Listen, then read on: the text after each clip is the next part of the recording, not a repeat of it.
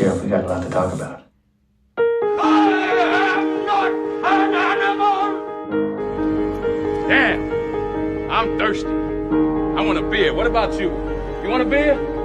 The ice is gonna break! I am not a human being! I am an animal! And I'm sorry you can't do this. I really am, because I wouldn't have to fucking sit here and watch you fumble around and fuck it up. I am Shiva, the god of death. Shut up and sit down, you big bald fuck. You gonna eat your cornbread? But for me, it was Tuesday. And you have meddled with the primal forces of nature. And you will atone.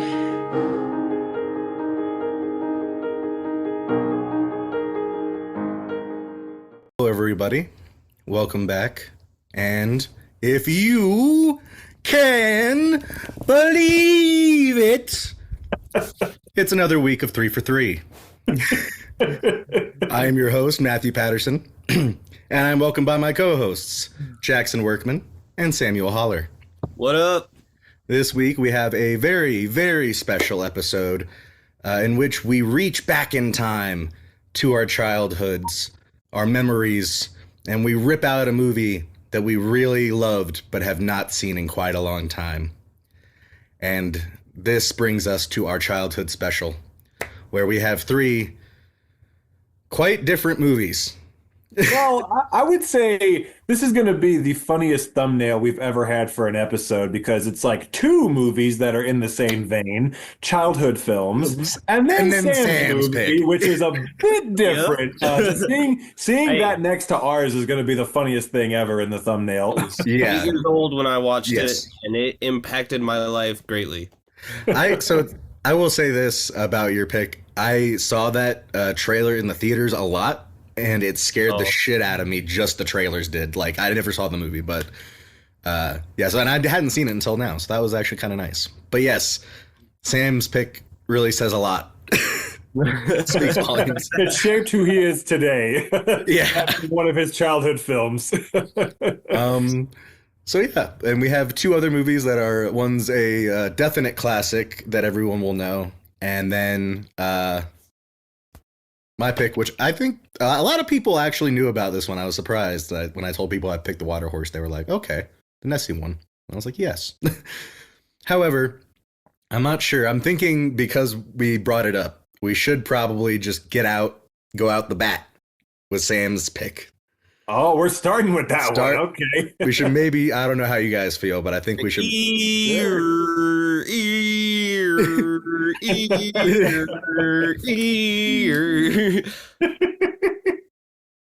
We are in Silent Hill, my folks. And in Silent Hill, you must be prepared for many things.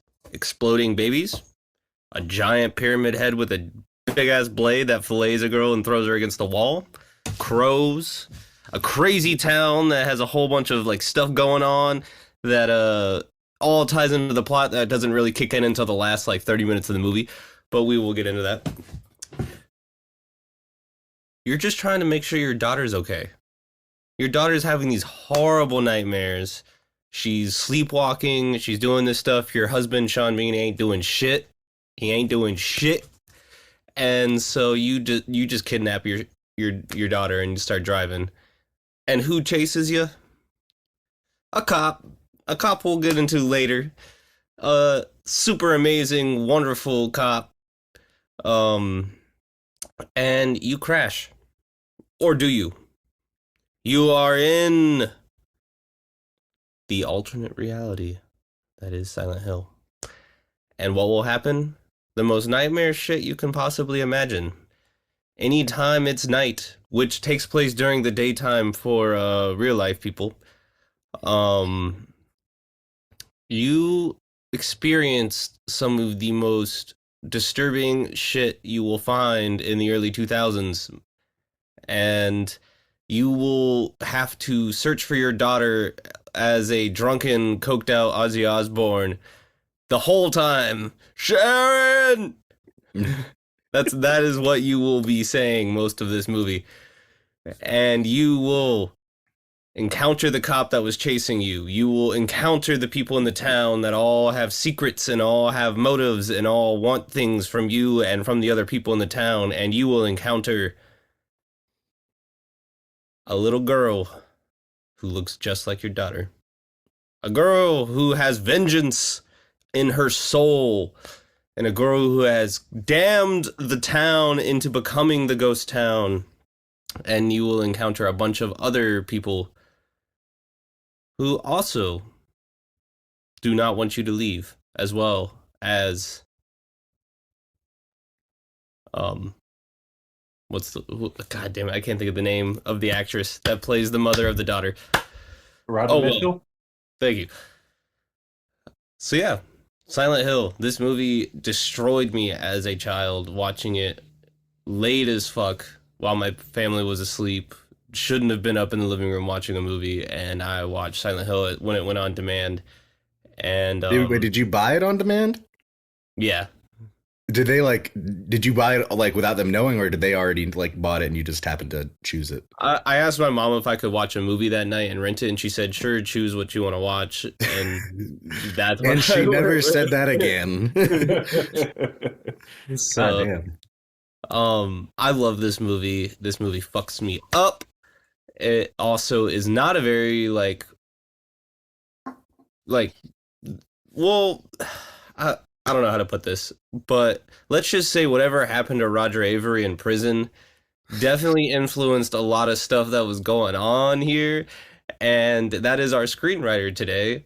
Roger Avery, shout out. Well, let's just say Roger Avery is no stranger to car crashes. Yeah. This movie, I think this movie's where he may have gotten his inspiration from, but... And before I hand it over to you all, I just really want to shout out the director, Christoph Gans, because I did not know when picking this that he was making a direct sequel that rewrites the other movie. I rewatched the sequel to this, which is all about the fallout with Sean Bean's character and whatnot. They're making another one right now, you mean? They're making another one that cuts that out of the way, goes back. It's written and directed by Christoph Gans, sans Roger Avery. But I'm now excited. It comes out this November. I was not knowing that whatsoever going in. I didn't know that either. Interesting. And two, I don't really know much about the video games. I have only played the Kojima PT Silent Hill and part of the later stuff. And most of the music in this movie is straight from the video games, and I love the music in this movie so much. It just, that siren that happens scares the absolute Jesus out of me. That's why like tornado sirens kind of scare me a little. And everything, it just inspires me to write music. So I don't know what y'all thought. Let me know. Yeah, I mean, I wish I had seen this as a kid. I think I would have been scarred by it, much like you were. Like, I would have always remembered it, been like, damn, that's a fucked up movie. Probably would have been one of the most fucked up movies I had seen at the time. But I did not. So, unfortunately, not that I didn't like, I was like vibing with it, but it was more like a damn, the whole time I was thinking, I wish I'd seen this younger. Because it was fucked up. Like when, what's her face from The Walking Dead is getting like Laurie Holden. Yeah, Laurie Holden's getting bent over the fire. So pre-Walking Dead, I had never seen anything with her except for this, and I saw her in The Walking Dead, and I lost my shit because I was like, "That's the cop from Silent Hill." They fuck her up. She gets burned alive. They fuck her up, and I was like, "Damn, that's fucked up." And like the sentient barbed wire going around near the end, like plus all the other shit, like the zombie people, and then that one dude with the pyramid head. All that shit would have fucked me up. But I mean, I was more like interested in it, but not like scared by it whatsoever. So that was my takeaway. But I'm glad I watched it because I finally have that off my list. But Jackson, what did you think? Sam, you put me in the unfortunate position this week of trying not to shit all over one of your favorite childhood movies. So okay. I'm gonna walk a delicate line here. I'll say this. I wanted to have some exposure to the game before I watched this because I didn't want this to be like my first exposure to the lore of Silent Hill. So I watched all the cutscenes from the original game just to get kind of more familiar with the story. And I'm sure there's a ton I missed, like that's actually in the game as you play it, but I got the gist of the story. So I knew the basic plot already going into the movie, and it was interesting because they, for the first half of the movie, they follow the plot of the game pretty closely.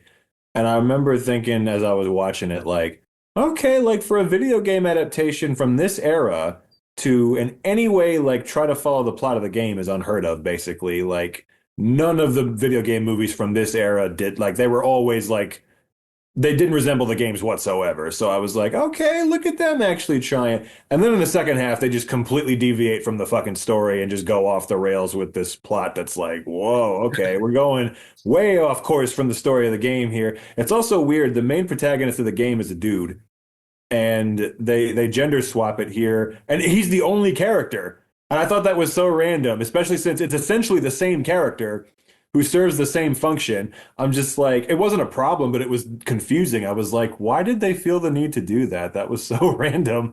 But the same basic character and the same like looking for the daughter and everything and going to Silent Hill. But so it was interesting to watch it from that perspective. And Sam, you're correct.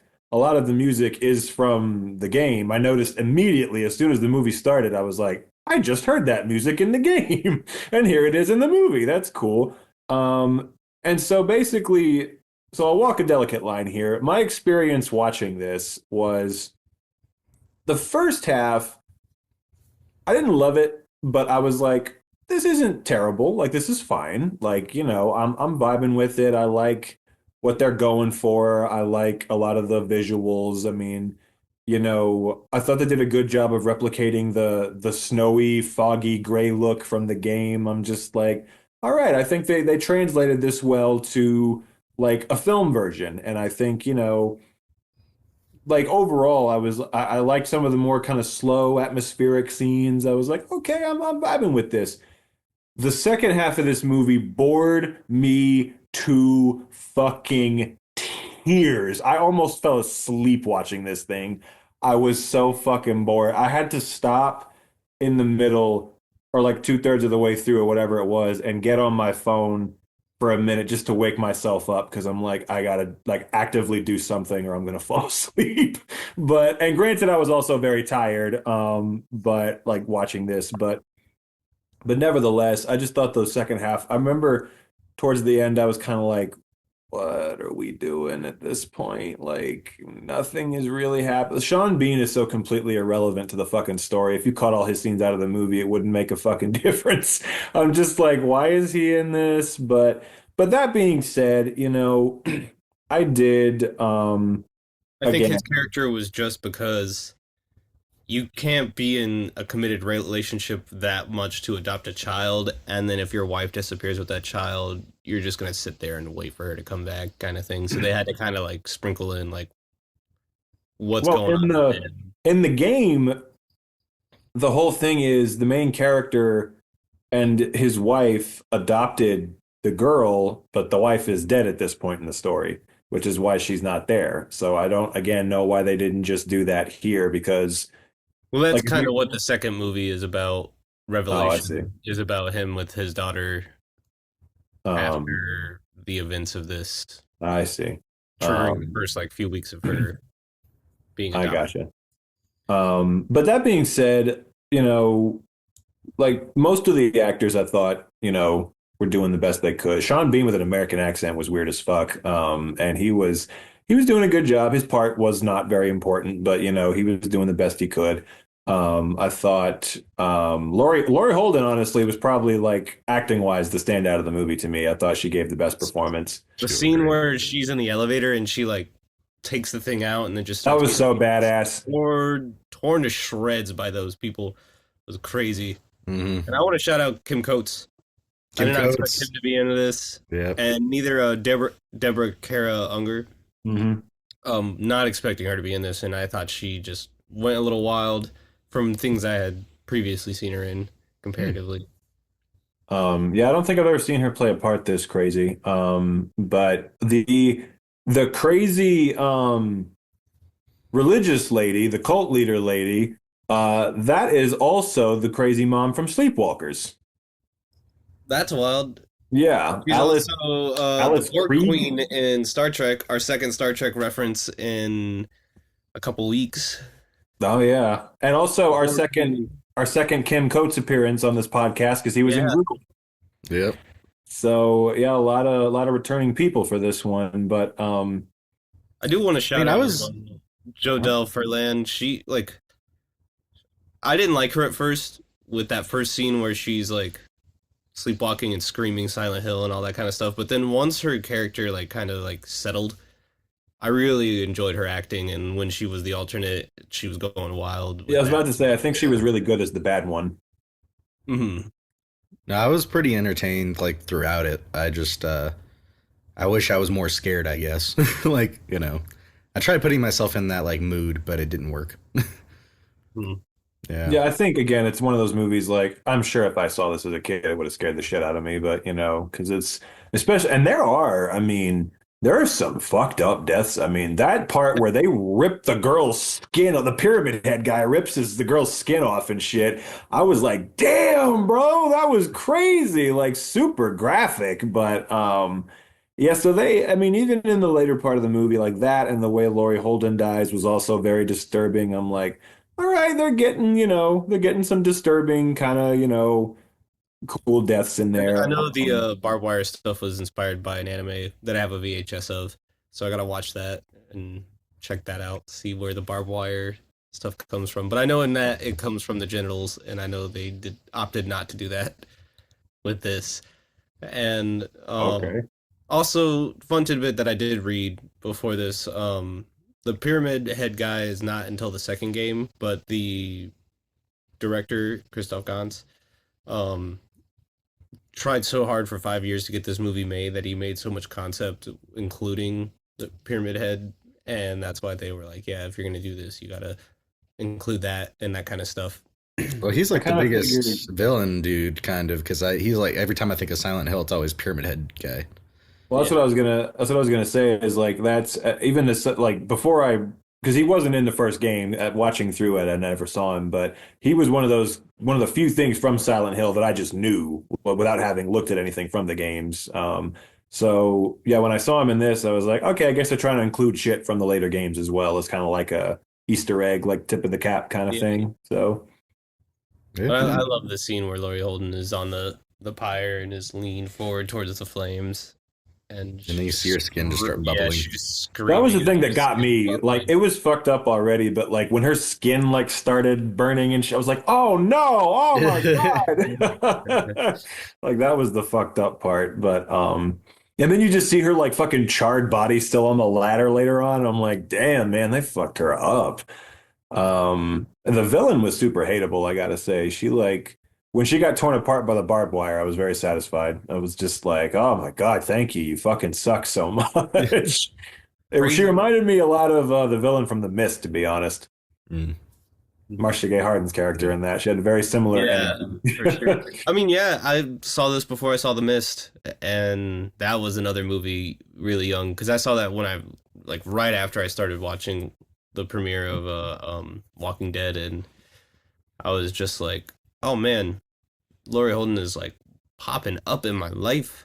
And The Mist is another movie that absolutely destroys me. Oh, same. That one destroys me every time. Yeah, that has one of the most brutal endings in movie history.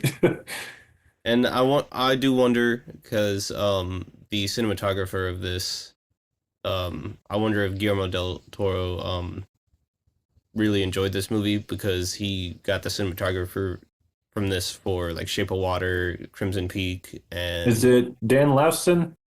yeah, Okay. Yeah, he's a great yeah, photographer. and I think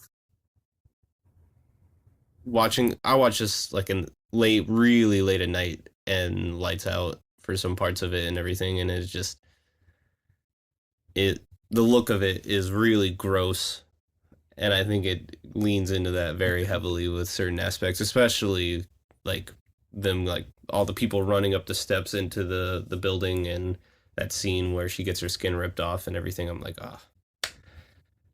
This movie has like substance in terms of like style and look And like, I know it has the source material with the games, but I'm like, a lot of movies that are horror movies do not have at least this much like depth in terms of the way they're trying to make this look. And I really appreciated that kind of stuff. I definitely really liked again, every time they were out in like the snow, I was like, I appreciate the look that they're going for with that. I thought it was very like visually pleasing, those scenes, and there were a couple other parts too. It's And actually then, Ash. oh yeah, technically it's Ash. Yeah, you're right. But which kind of is even cooler in a way. But yeah, and then just, the part at the end where, for Sean Bean, everything is like bright and colorful, but for them it's all still like kind of gray and muted and stuff. And, like just the visual difference of that was like, okay, that's interesting to look at. And, there were plenty of scenes where that applied. So I give it credit for that. As a kid, I feel like the ending where they go into their house and you just it cuts right off after it's like, oh, they are not there with him kind of thing. That really like fucked me up as a kid. And I was just not ready for that whatsoever. It is a crazy movie for me. And I was very happy to rewatch it after about 15-ish years since I had last seen it. Damn, well, yeah. that long, huh? That's Wow. what we're here for. That's what this episode's about. About re-establishing those firm childhood memories that a jolt to the system. Maybe unlocking the repressed ones. We don't know yet. Laurie Holden can pull me over in that motorcycle any day of the week. Before or after? With the charred face? Maybe. You don't discriminate. I'll just say I won't hit on the gas. Let's just say that. I'll pull over the side of the road and stop. That was wild as fuck, the way she just like completely floored it. I was just like, man, Rhoda Mitchell is an irresponsible person. That reminded me, one of my favorite small moments was when she was freaking out after it had gone to nighttime and she ran out of that building and it cut to the daytime right as the same room, like the same place Sean Bean and Kim Coates were standing during the daytime. So it was like, oh, yeah, that's the establishment that nighttime for her in Silent Hill is daytime for those characters and that kind of stuff, which is even more so why it doesn't line up. Makes you afraid of the daylight, but also makes you afraid of the sundown. Makes you question what time of day it really is. You think it's day, but it could be night, and you don't know. And it's a town with blackout curtains. For sure. I also, Sam, you mentioned it. The sound design was also very good because the siren, and again, I like how, because again, that's an element of the game too, where every time he hears the siren, like he goes into like the other realm and sees the monsters or whatever. And the sound design in the game is very good too. And I like how they manage to like do their own version of that for the movie and still make it like impactful like the one in the game was, even though it's a totally different sound. Because every time the siren came on, especially that part where they're on the steps trying to get into the church, you're just like, get the fuck inside, go, go, go. Like your alarm bells are going off in your head when it comes on. So yeah, that was that was Have effective. either of you all played PT? Mm-hmm. Yeah, that Scared the shit out of me when I did, but whew. Man, you need, if you have a VR headset, if you can find a way to download that and play it in your VR headset, that game is just I can't imagine playing it in VR. Oh, that would be too much for me. I can't do anything that's like too motion heavy. So like, because at least anytime I've been on like the roller coaster simulator stuff, it's been like very, very heavy. But that's one where I can like take my time creeping around and it just sits under your skin. And especially once things start going wrong. I love the Silent Hill franchise. I really need to start playing the games because I don't know too much about the lore and everything. I love the conceptualization of it and where it's gone as a franchise. I mean, this made me want to watch like the rest of the movies, honestly. Not necessarily like, Harrington's in the immediately, second but one. yeah, especially since the second one's coming out. Isn't Malcolm McDowell in the second one? Yeah. Oh, that weird aspect to the second one. Very weird. And I actually enjoyed the second one a lot more than I thought I would rewatching it because I had a very distinct memory. I was living in Charlotte and had to sit in the car ride to Thomasville, and so I watched most of it in that car ride with headphones on, and then when I got there I just sat in a room alone watching the rest of that, and it's weird. Definitely like the Silent Hill parts of the second one are really good, but the normal life stuff is such a shit show in terms of performance and like writing and whatnot. And very different than the first one. So that's why I'm even more excited for the new one. If Christoph Gans is coming back, I want to know what he has to say about this. That's so. I had no idea that A, they were making another one at all, and B, that it was the same director as the original. That is wild. Return to Silent Hill is what it's called. Okay. So I think it's going to be her as Sharon as an adult going back, and that's my hopes at least. Because I was going to ask if any of the original actors were coming back. I haven't looked it up to that degree. I know Sean Bean's not coming back. Okay. Interesting. Well, now that we have officially gotten the Outlier done, the non-childhood movie, we can move on. What you mean? It's my childhood. Don't discredit that. I'm not discrediting anything. Okay. I wouldn't have Cannibal Holocaust and Serbian Film on my belt if it wasn't for being exposed to this kind of stuff. That's fair. I don't know. I mean, I did see the Friday the 13th remake in the theaters as a kid with my dad and a few friends, so that kind of fucked me up a bit. Jackson, do you have any movie theater or young movie moment that fucked you up on an accident, kind of like Sam's?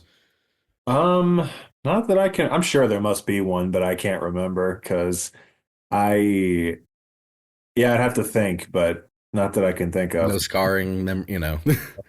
Freddy vs. Jason was my first rated R movie that I ever saw, and that was also a demand watch. And me and my brother kept begging my parents in like late 2003 if we could watch it. I was very young, influenced by my brother, and they were like, fine, but we don't want to hear about it later when you're messed up.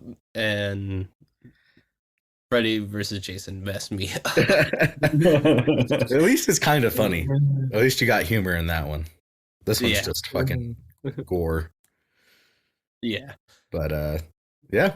Do want to state, it's crazy that I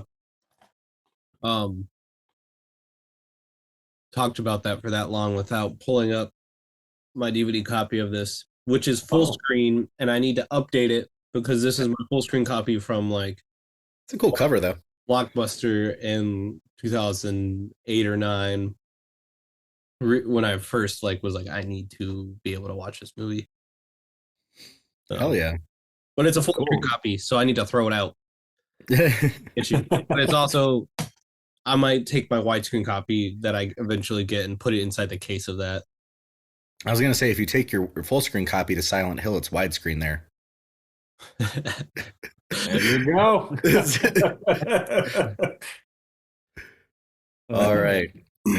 So, moving on to a movie that definitely didn't mess us up as a kid.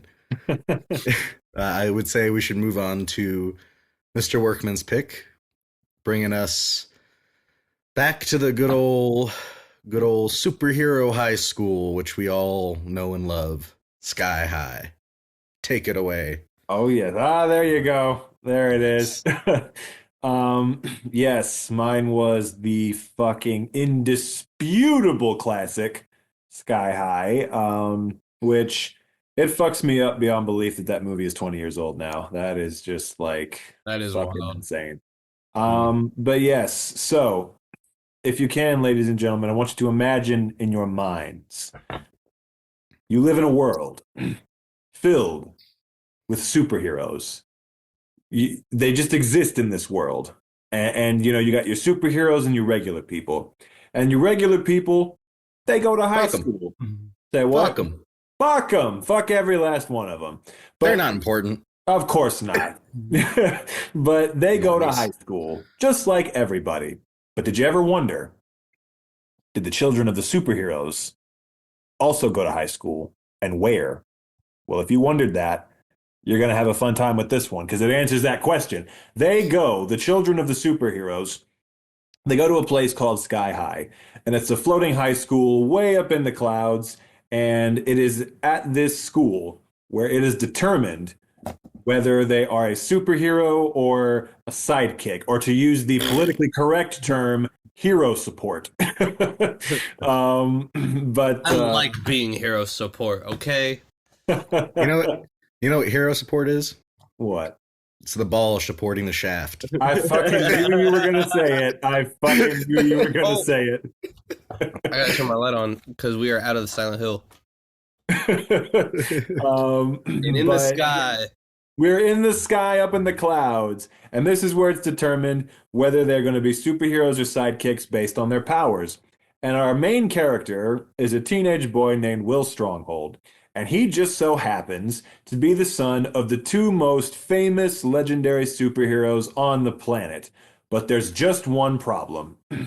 He has no powers. And his parents don't know that, and he's embarrassed to come out to them. I mean, let them know about that. I love how that's how they treated it, like that. Like that's the real world version of how they treated this, basically. But imagine if his grandfather would have said that his dad had brought some of them home.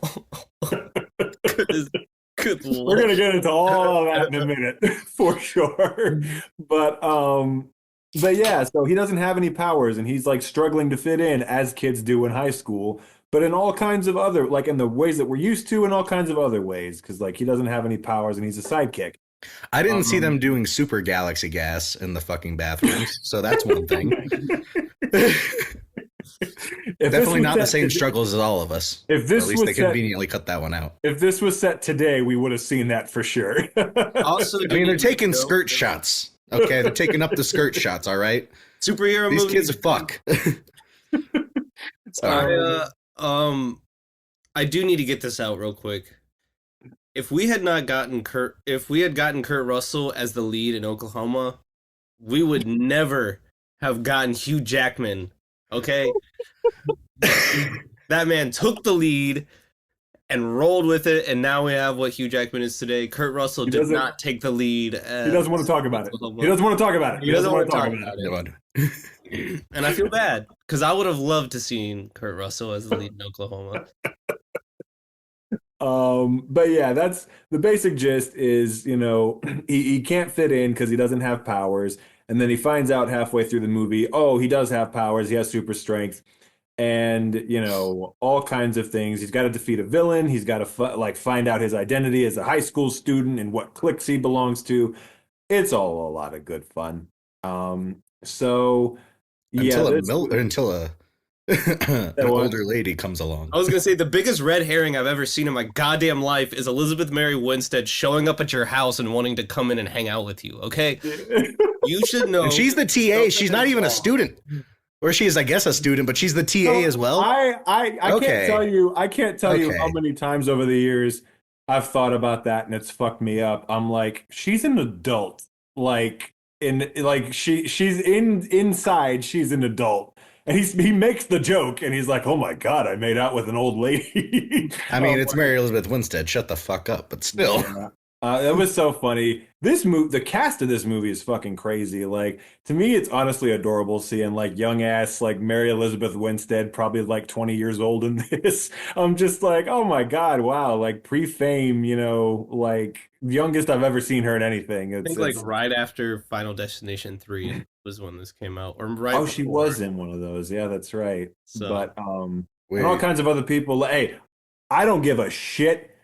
To me, Nicholas Braun is the kid from this movie. He is not Cousin Greg from Succession. See, I was just about to say, if Cousin Greg could glow, maybe he wouldn't have been so ostracized. But... Yeah.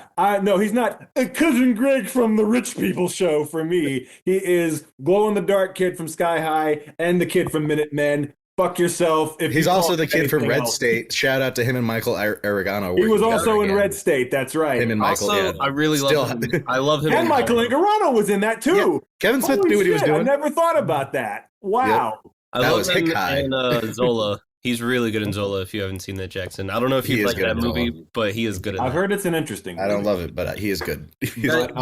Daniel Baker is a better Poison Ivy than Uma Thurman. No matter what the fuck you got to say to me about that. It's weird seeing her so young in this too, because like I remember when I started watching The Flash, I didn't know it was the same actress, and then I looked it up. I'm like, no, that's the fucking girl from Sky High. That's crazy. But yeah, this is. I'll just say right off the bat, this movie still fucking holds up. This movie is such a banger. I love this thing to death. Like I watched this so many times as a kid, and say what? It's tough. TUPH. Exactly. But yeah, I think like to me it's so wild. Just like when you watch a movie from your childhood that's like this old, like early to mid 2000s, I had this exact same experience a few years ago rewatching all the Sam Raimi Spider-Man movies for the first time in a while. You do not realize until you see them again after that long, like how old they are now. And I don't mean that in a bad way. I'm just like, you truly don't because I remember watching the first Sam Raimi Spider-Man movie, and I thought I had a pretty good memory of that in my head. And I saw it again, I'm like, God bless, like, I can't believe, like, how long it's been since I've seen this. Like, it looks so much, it didn't used to look like it was an old movie, but now it does, you know? And this kind of was the same. I'm like, wow, this was made 20 years ago. I can't believe it. Like, that's so crazy. How did that happen? But I'll let you guys go ahead. What did you think seeing it again? So it's been a long time since I've seen this one. I think I have seen this once, maybe twice, probably once. In the last, like, you know, since I've seen it as a kid. But every time I notice more and more people. This movie is so fucking packed with people. You got, like, not just Kurt Russell and shit, but you got Bruce Campbell, Linda Carter, fucking Dave Foley. Bruce Campbell. I said that's who I started out with. Oh, did you? Oh. Yes, Bruce Campbell, Dave Kelly Foley, Preston? Linda Carter, fucking, Kelly Preston? Kelly Preston. I'm trying to remember the dude's name with the big ass head. Kevin McDonald. Yes. Yeah. He is so fucking funny. And then Patrick Warburton as the villain's voice. Cloris Leachman for one scene. Cloris Leachman. Jim Rash as the Goblin dude. And also, by this time, I had not seen Super Troopers or Beer Fest. I didn't know. And Ron Wilson, Bus Drivers, Kevin Heffernan. And I was like, yo! I didn't know until I watched it this time that's who that was. And it fucking freaked me out. I was like, that's the dude from Super Troopers? What? Yeah. No, I was like, damn, this movie is literally just like, there's like not one person you're like, who? For the most part. Unnecessarily like packed to the gills full of people. And I love it. And as a kid, it fucked me up because...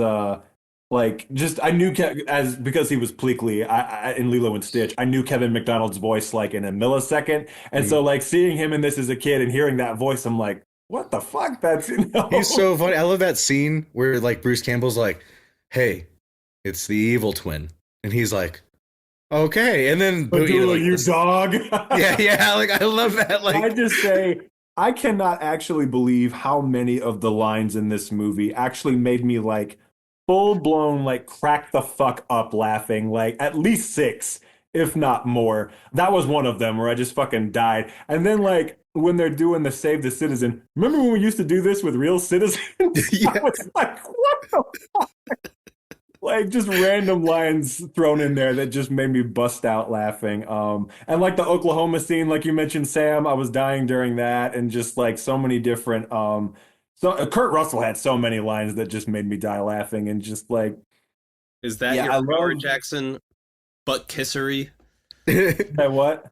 Is that your power, Jackson? Butt kissery. Yeah, and just like, say what? You're praising it. One thing that I remembered as a kid that still stood out to me this time that always makes me laugh is when he is typing in the phone and just breaks the phone, pulls out a drawer with a bunch of other phones. I don't know why. I was like, that's just funny to me. Yeah. And one of the other ones where he's talking to Kelly Preston and they're just like, like, oh, what? Like, well, it's not like we can just push him into a vat of acid. Like, come on. And it's like, no, I mean, where would we even find a vat of acid? Yeah. Like, I'm still not over that whole segment where he's hanging out with them doing homework and Kurt Russell's like, can't imagine what your grandfather would have said if I had brought some of them home. Can I just say that I didn't realize, or maybe I just forgot, I don't know. The commander's a dick, man. That was one of the things I couldn't get over watching it this time. I'm like, this guy's a motherfucker. Very clearly, all he cared about was his son getting his powers, because the moment he did, he was like, and we're good, here's your Xbox. You know, like, and just like in general, just him saying like, about the sidekick, like they've really lowered the standards for superheroes at that school since I was there, and just like, I don't think I could have had the courage to. I'm like, okay, this dude was clearly like the James Potter of Sky High, and I'm just like, he was just the dickhead, bully, jock, asshole who just got the girl against all odds, and just like, who's the Snape? Who is his Snape? That's what I'm wondering. But it's Ron Wilson. Oh, also, shout out to one more cameo that I didn't realize as a kid. Tom Kenny's in this for one fucking second. Yeah, and Joe Talley. Yeah. So I'm just, I remember as a kid noticing Tom. I'm like, why is Tom Kenny in this? Like, why is he in live action? Also, can we bring up bestiality? What? Nicholas Braun wants to fuck the guinea pig. He was like, look at those she has cute little legs. And I was like, oh, you fucking dog. You fucking, like, yeah, like, literally, like, oh, you fucking, ugh. Now we know where the real glow stick was. You catch my drift. You think it's like a black light, but automatically like a black light? Like his jizz? I tip my cap to you for that one, sir. that was a good one. One scene that I appreciated watching it this time was when Jim Rash blocks her hit, and then she just grabs him by the throat, and he's like, "Uncle." Yeah.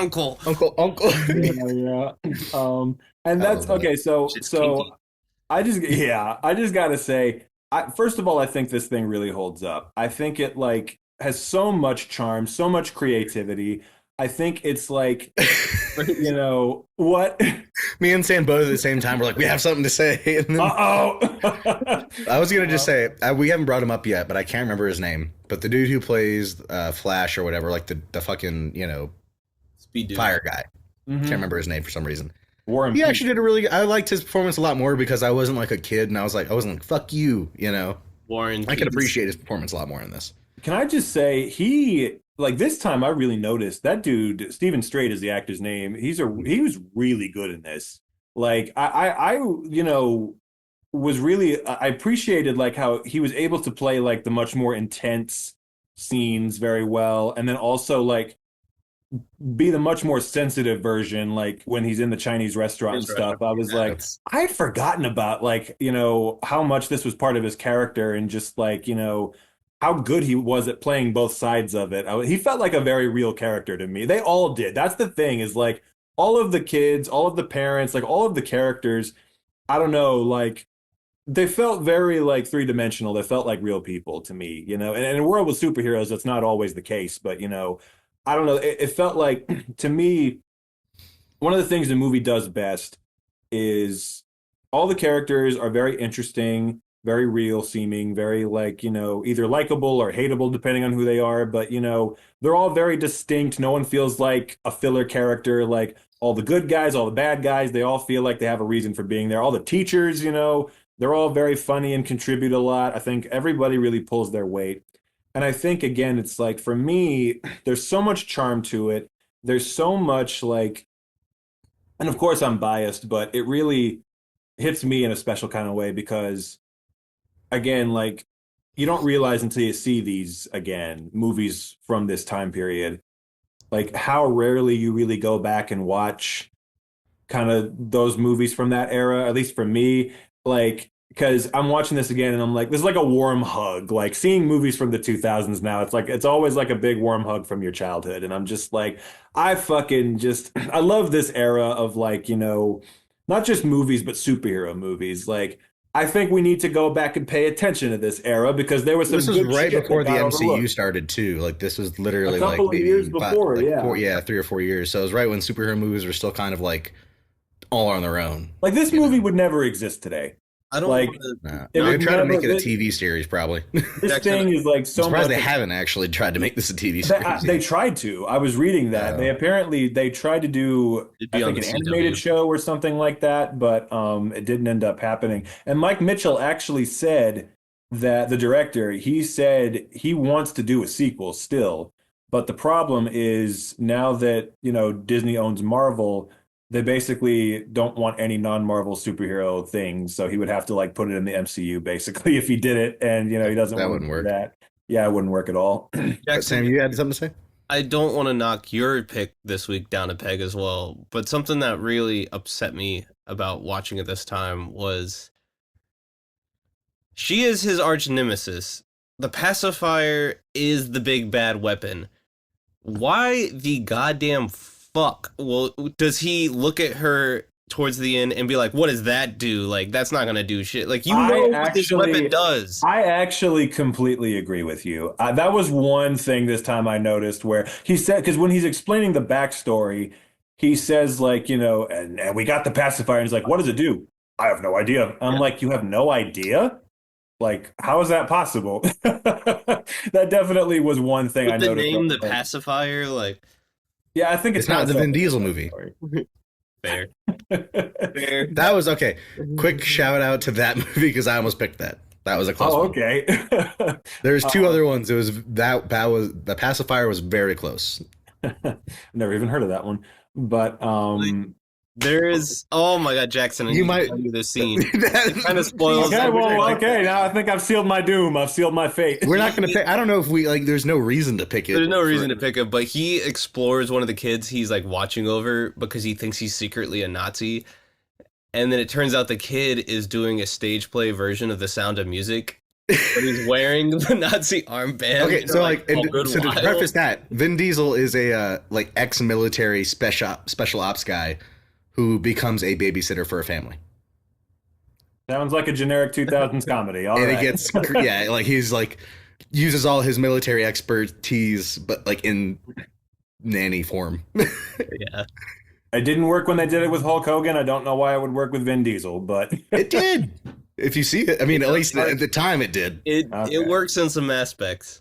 Okay. In some aspects, at least. I'll put that. I'll add that one to the watch list. That could be interesting. I do But, think they filmed it in the same house they filmed Cheaper by the Dozen, but that's also another conversation. That's yeah. The upstairs just looks so similar to me.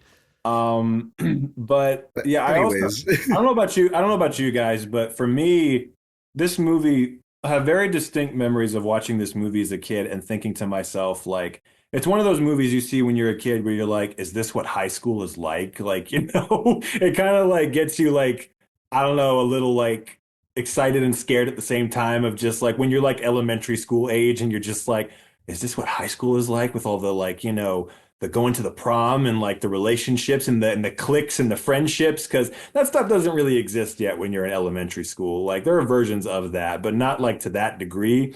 And I was always like, is that what it's going to be like? And it's kind of is, but kind of isn't at the same time. And you know, it was a little more, yeah, or like this is a lot more fantasy oriented. yeah. Not the But only- obviously, there's no superpowers and shit. But like, I don't I know. mean, To even me, with that's like the thing even is with like, the, like relationships, it was a little more fantasy sometimes. yeah. But Like you don't necessarily get upgraded to a better class and then put with the hottest girl in the class. Like, well, I mean, and the only reason that's that like happened, coincidence. the felt only so reason bad that for him when he had to like look at all of them and be like, all right, guess I'm forced to leave this class. the only reason that happened is because it was part of her evil plan. But yeah, because obviously, yeah, that You would wanna never say- happen otherwise. But But I there's thought never the- an evil plan. I thought the only mean tuna fish sandwich we'd have on the show was Alec Baldwin's dick, but now I'm really craving some of Kurt Russell's tuna fish sandwiches. Yes, I actually was thinking that when he met. I was like, I wonder if they're gonna show him make it because I don't remember that. That was What is a funny. mean tuna fish sandwich? It looks like he put barely I tip anything my on cap it, to though. you as well, sir. But he barely put anything on that sandwich. I was mad. Well, I think he was distracted because his son was coming out to him as a sidekick. guess. But He still put it together. yeah, but no, like legit, like I really think that it does such a good job of having so much heart, so much character, so much like, and just I don't know, like the journey that Will goes on. I think first of all, it's relatable to all kids. It's relatable to like a lot of people, and I think it's just like it's really entertaining, and it feels like not cheesy like a lot of movies at this time could. It feels like really genuine and heartfelt, and like I love the whole. I love how creative it gets with showing the different classes, like the whole save the citizen and like the power, like the sorting of the superheroes and the sidekicks and shit, and just like how everything goes on at Sky High and just like the anti-power room that they get put in. And another hilarious line from Mary Elizabeth Winstead, I went through puberty twice for this. I'm like, man, the fucking lines in this movie are just fucking hysterical. But yeah, and Can't just respect the the bus driver, at least respect the hat.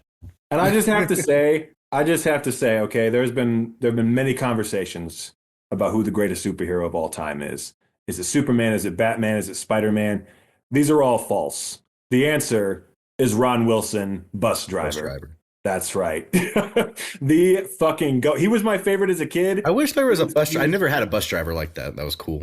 I know, like he's the bus driver you always wanted to have, but who makes sure that the supervillains in the neighborhood aren't aware that the bus is full of super kids. I thought that was pretty funny. I forgot that line. Transition when the bus is transforming into the like jet and then goes off the ramp. And all the straps go on the kids.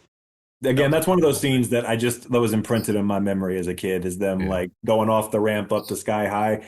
And I really liked, again, like, I don't know. It's like, it does the really good job to me of not being just one or the other. It's not just a superhero movie. It's not just a high school movie. Like, I think it does a very, very good job of like justifying why it's both of those things. Because they not only focus on both, but they do such a good job of like blending them together and making the superhero problems and the high school problems like one and the same in a way. And again, just like, all the supporting characters are great. All his friends are great. I love the whole lesson he has to learn about like, because everyone when they're in high school, that's the thing, is like chasing the popularity and you want to hang with the cool kids, and the whole cafeteria dynamic of like not sitting next to them and then like him getting tripped and then spilling the food on him and then the fight. Yeah.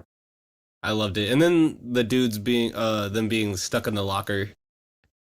And I do want to shout out, I forgot his name all of a sudden, and I feel bad. The dude who turns into the giant boulder. Oh, yeah, he was Larry, great. my man. Larry is where it's at. He was one of my favorite parts as a kid. Especially at the party when he sits down, and then the dude who does the lasers with the diamond projecting. And again, that was hilarious. Just Kurt Russell. When I count to 3, I want everyone out of this house, and everyone just like dances. I love it. Just so many hilarious scenes. But Kurt Russell is like an ultimate dad, though. Yeah, for sure. And you're so mad at Will for taking her into the secret sanctum. I know. And I'm like, but see, Will had to learn a valuable lesson that we all must learn at some point in time. You think that they care about you, but really they're just evil villains who are out to destroy you. So he had to learn the lesson at some point. And that's just women. I thought that's what I'm talking about. Okay, good. I thought you were about to say when the whole there's no such thing as a woman that actually cares about you and wants to be a good partner. They're just evil villains that want to destroy you. That's it. Don't cut that. Don't. Cut that. I'm keeping that in. 1,000 views. I thought your lesson was when the hole's small enough, get a guinea pig to crawl up it, and then that's where Richard Gere learned his lesson the hard way. That's who Nicholas Braun. If they do a sequel, it's get Nicholas Braun's older counterpart, Richard Gere. Oh my God! Oh yeah, That's Richard great. Gere definitely learned that lesson the hard way. But oh my God, no, the creativity of the power. Like again, I'm telling you, the writing in this movie is super on point.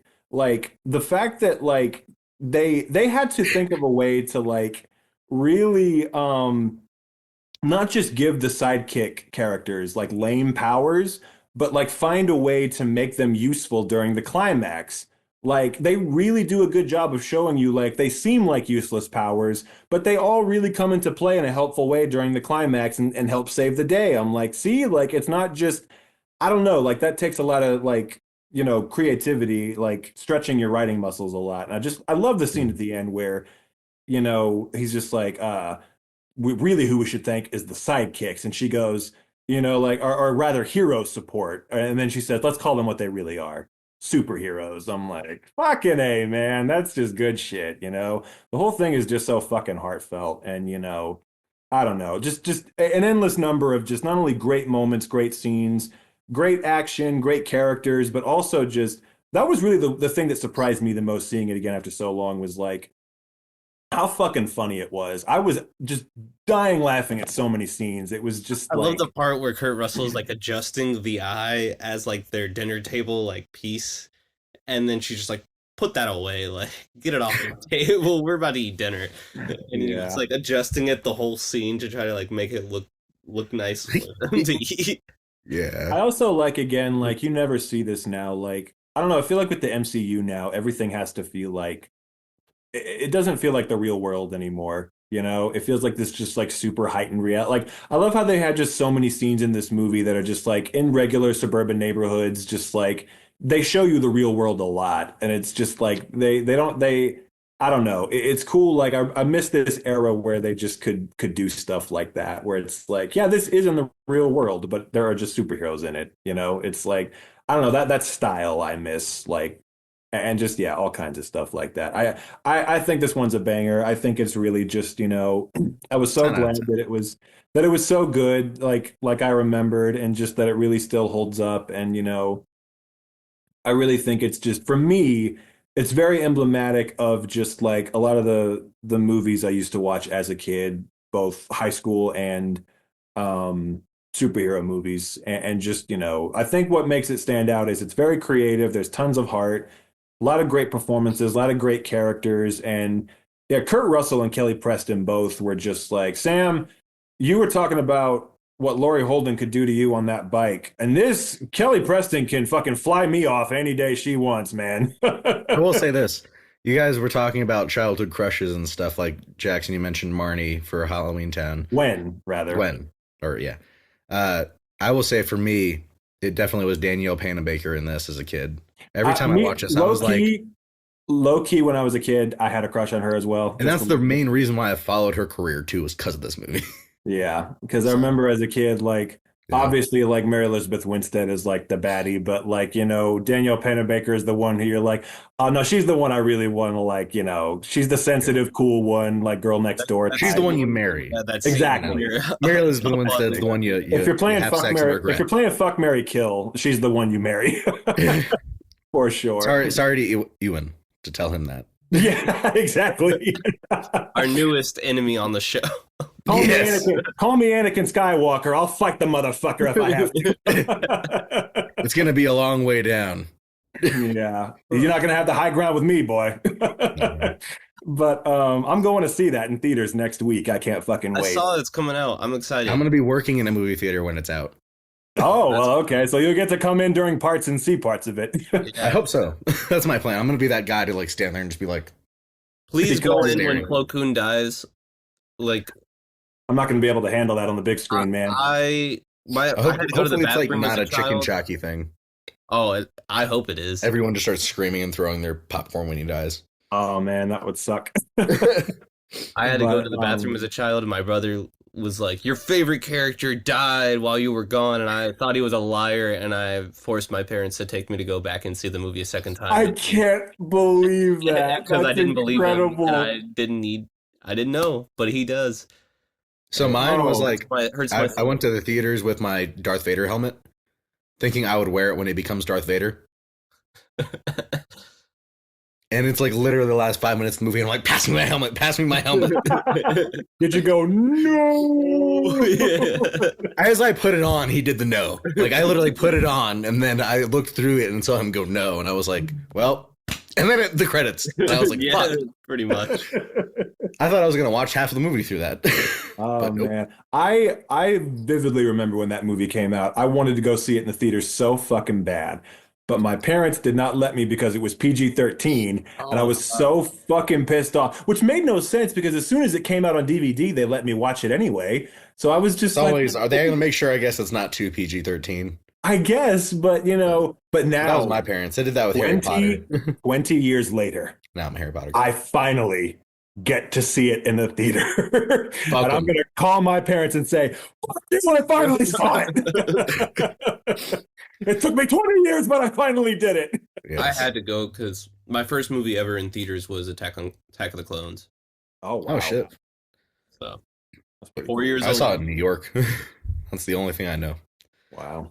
I didn't see that one in the theater, but because I think it was like a year after that came out, I finally watched all the movies. But yep. So, but yeah, I guess just to wrap this one up, yeah. What can you say except just so hilarious, so heartfelt, so creative, Your and just boyfriend's being a piece of shit. Go to the local Chinese restaurant and pick up a dude. That's what Hey, you know what you did? You know what you did? She turned Will Stronghold into Will Cuckold.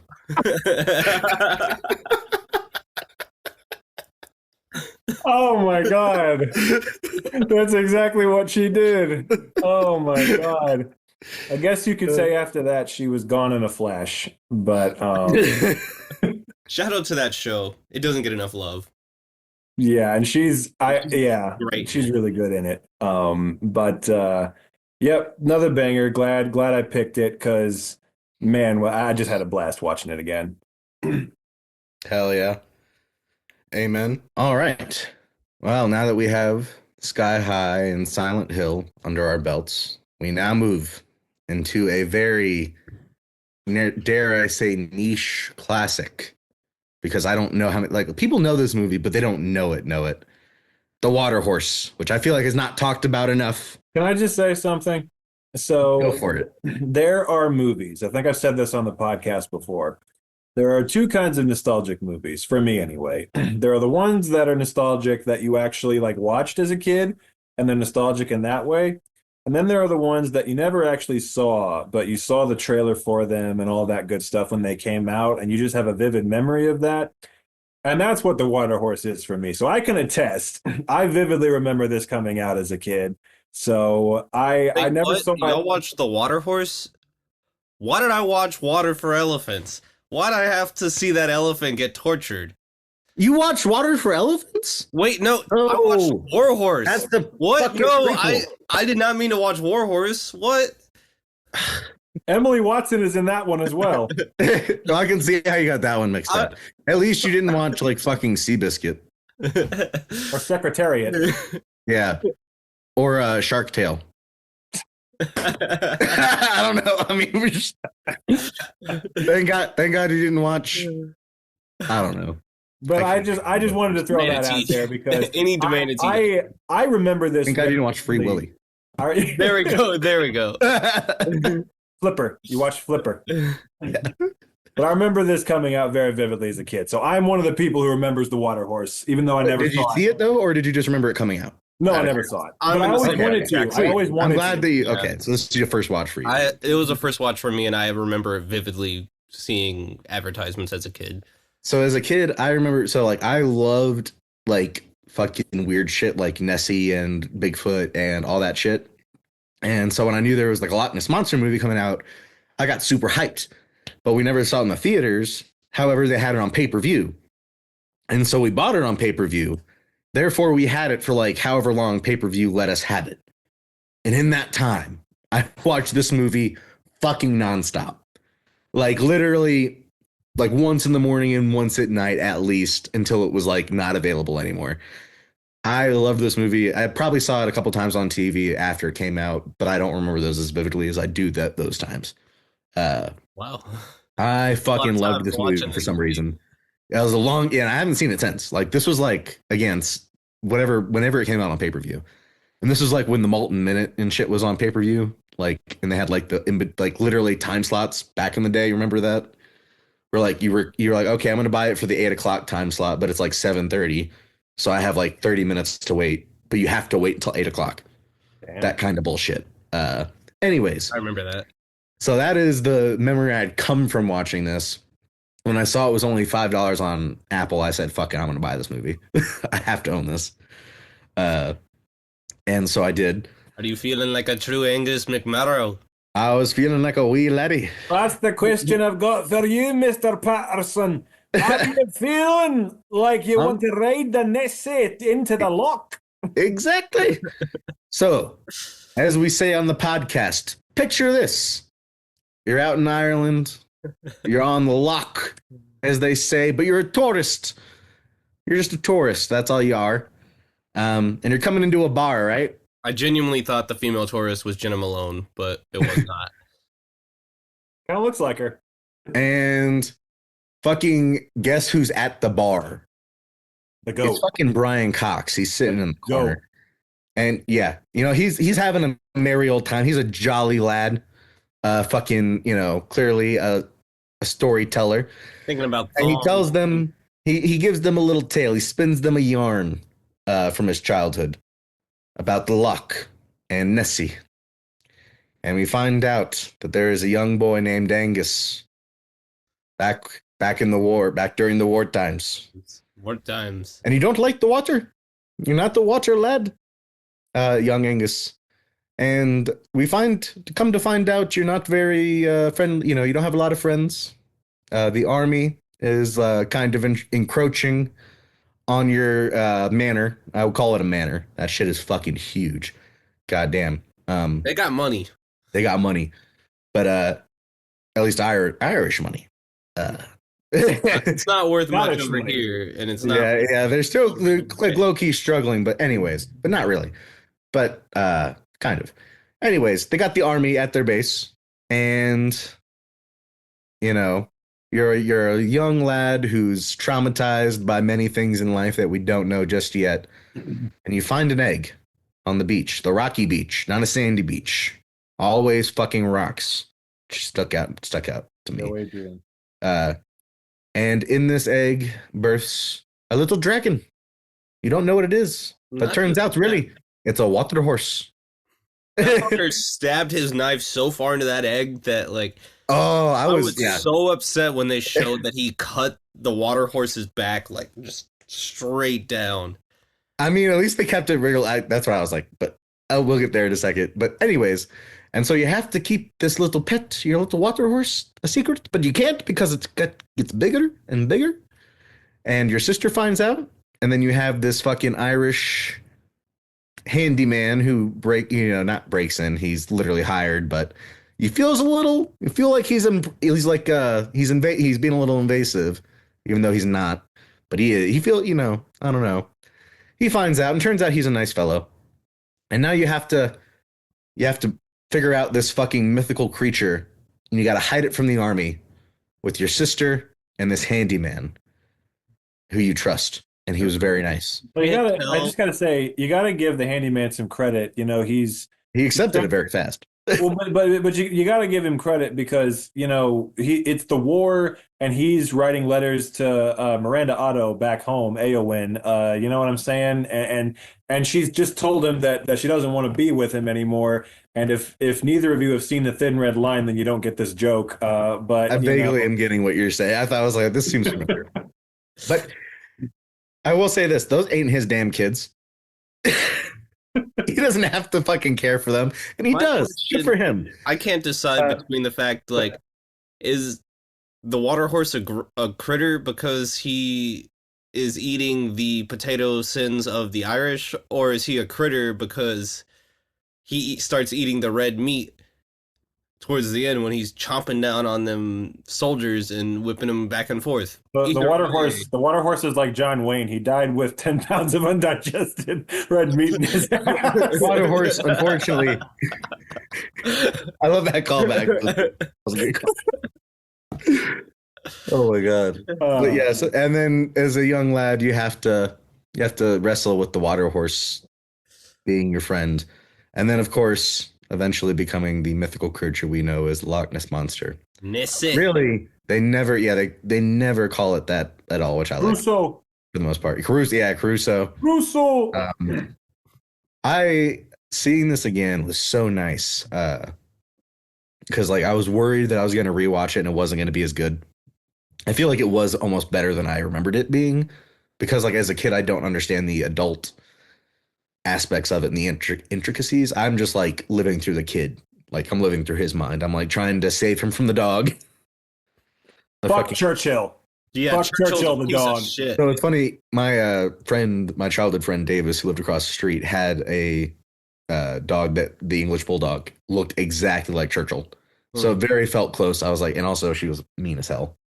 Her name was Gracie though, but shout out. But she was also very nice. But I was like, yeah, I can see that. But a lot of, very connected with me. I loved the whole bit between Emily Watson and then the army guy and then the governor. I like to say we have multiple connections here. We have 2 Walking Dead actors, Laurie Holden and David Morrissey, and we have 2 Succession actors, Nicholas Braun and Brian Cox. So we got all kinds of connections going on here. And I didn't remember this as a kid. I really did not remember this part, was Brian Cox's part. I didn't know the whole story was him being told, or him telling the story to like tourists, which is like him telling it to the audience, which I thought was great. And also, his dad told him the story of the water horse. And so really the whole movie is about stories being passed down, kind of. Because obviously at the very end, the last shot is the new kid finding another water horse, because it's every like however many years. I can't remember. It's a shame though, because the only lock that I'd want to get Nessie in is Emily Watson. And that kid doesn't have an Emily Watson in his family. No, I just loved the whole like, because it was almost like he was like a pet dog, in a fucked up way. Like that was like what I got from it, because it wasn't a cat type of situation.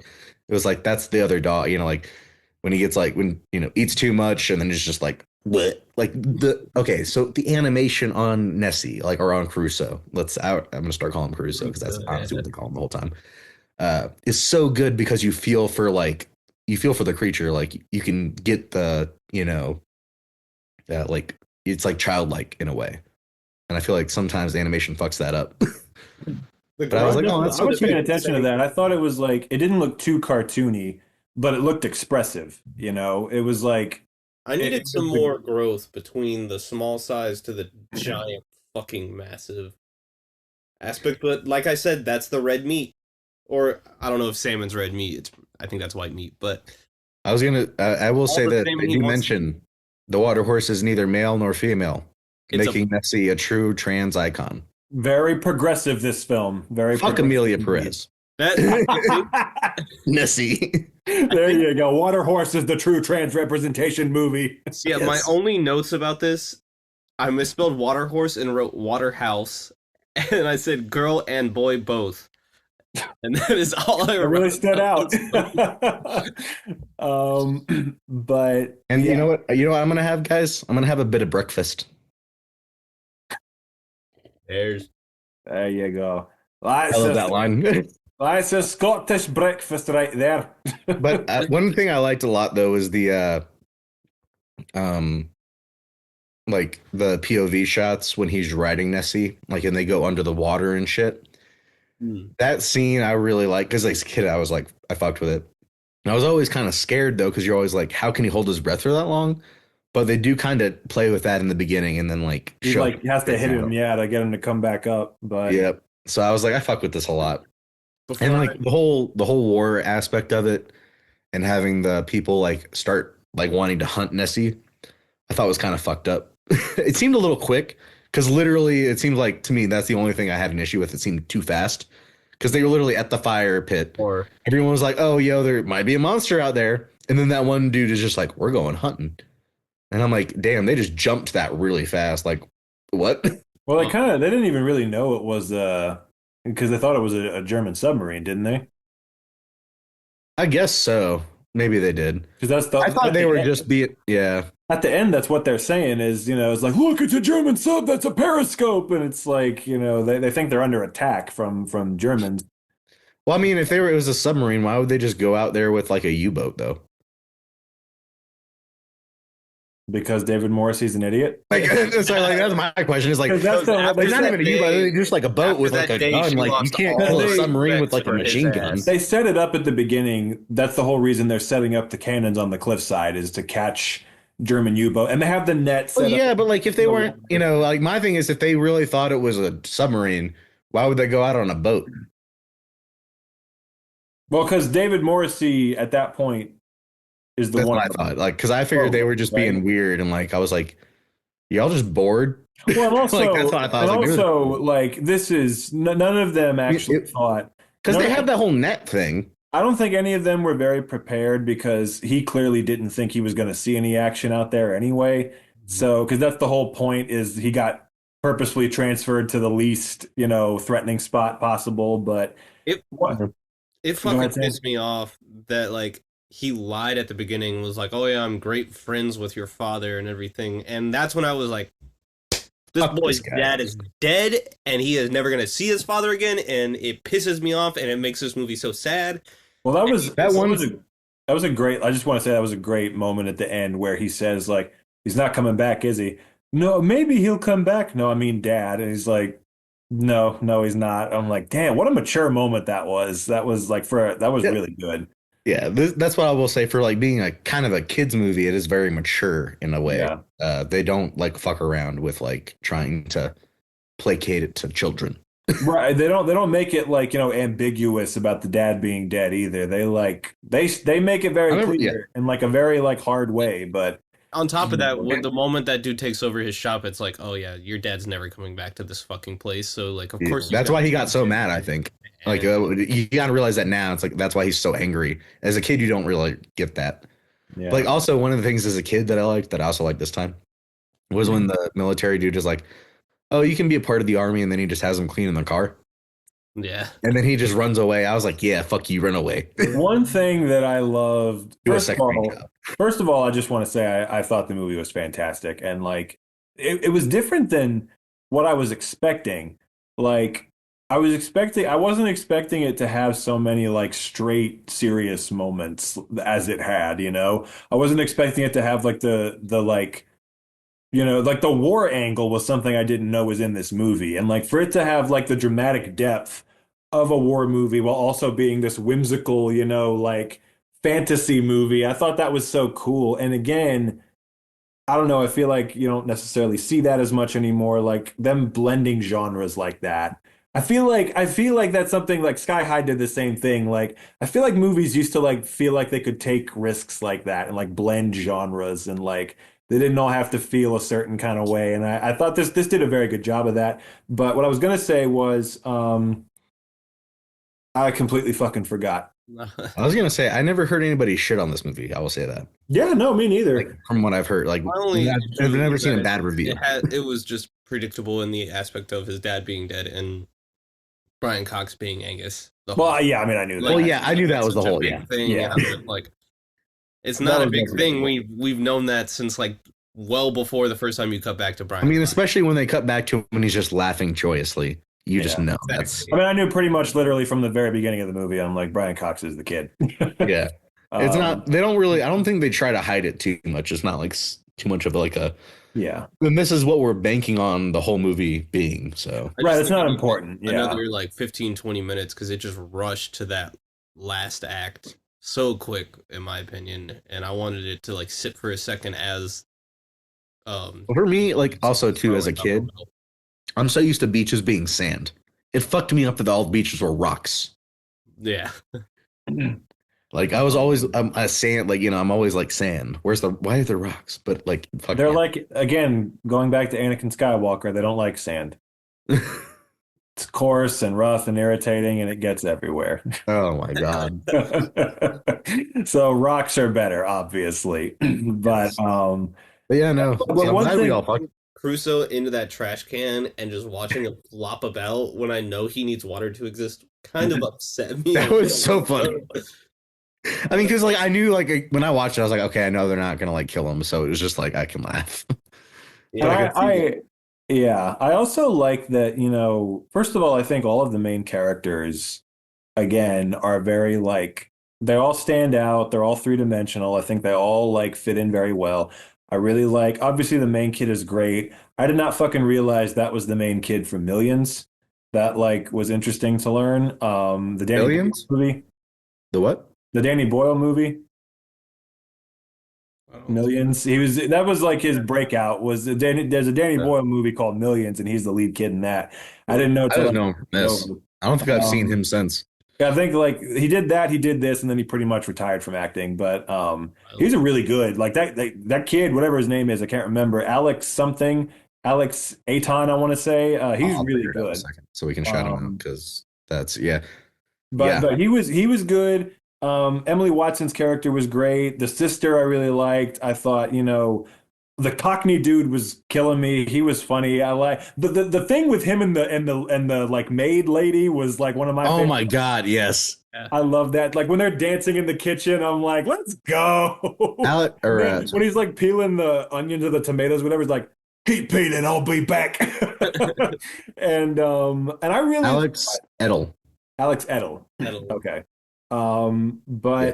What surprised me the most was David Morrissey's character. Like, I really thought that he was just going to be like the bad guy, and I love how in the end they give him like a redemptive thing where he isn't just the bad guy that you think he's going to be, and he like. But you can kind of tell he's like he's just so caught in his ways. That's all it is. It's not. I really thought he wasn't like a terrible person. He's just yeah.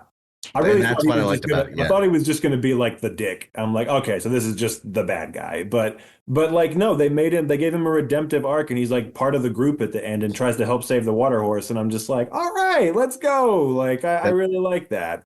One of the things that I find interesting about, Still put himself inside of their home though, with all the officers. Yep. I mean, I think that was actually probably a historic thing that they did. Yeah.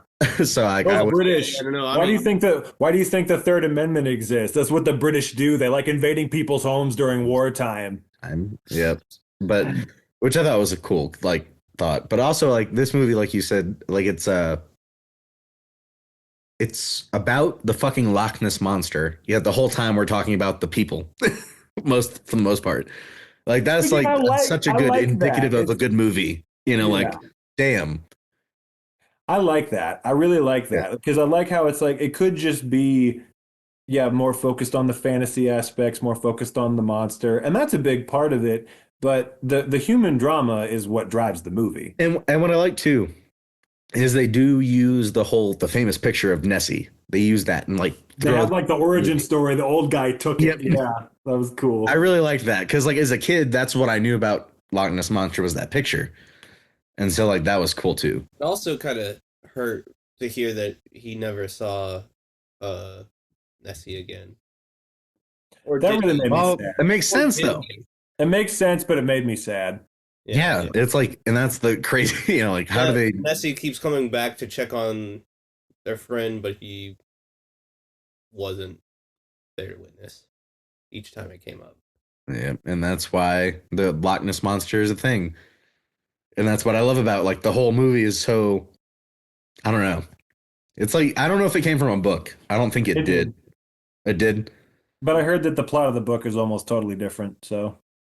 Because that's crazy if they, like, came up with this shit from a book. I was watching this, and I thought to myself, this has to be based on a book. It just felt like it to me. But then I found out, yes, it technically is, but the story is almost totally different. So I applaud them for coming up with this on their own, because it's really it's really creative. Like the whole thing is really creative, and I thought, like, again, I was expecting to have a fun time with it, but I wasn't expecting it to like hit me in the feels as much as it did. There were a lot of parts I didn't know. That's the thing is, as a kid, the reason why I think I watched it so much, and I was kind of proud of myself and why I liked it, because this was like the first movie I watched that didn't involve people dying every 5 seconds or like some crazy shootout or some ridiculous plot. Like, this was like the first like serious movie that I was like, I really like this.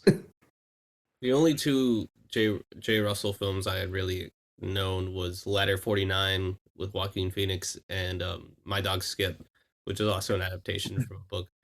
And so I was like, I wasn't sure of which of the two tonalities he would go with it, and it surprisingly was a very like middle ground of innocence, but like serious, like understanding of what's going on around you. They're not treating the children like children.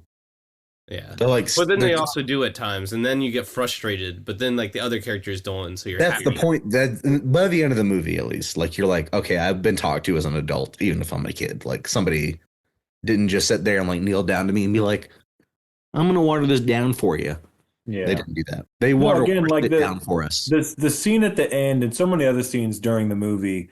No, they absolutely treat the audience like, you know, not like they're kids. Like the realities of the situation that they're in are like, you know, they don't shy away from it, you know, and it's really, whenever a movie does that, whenever it treats its kids like they're intelligent, you know, I think that's, you know, commendable. I always love it when movies do that.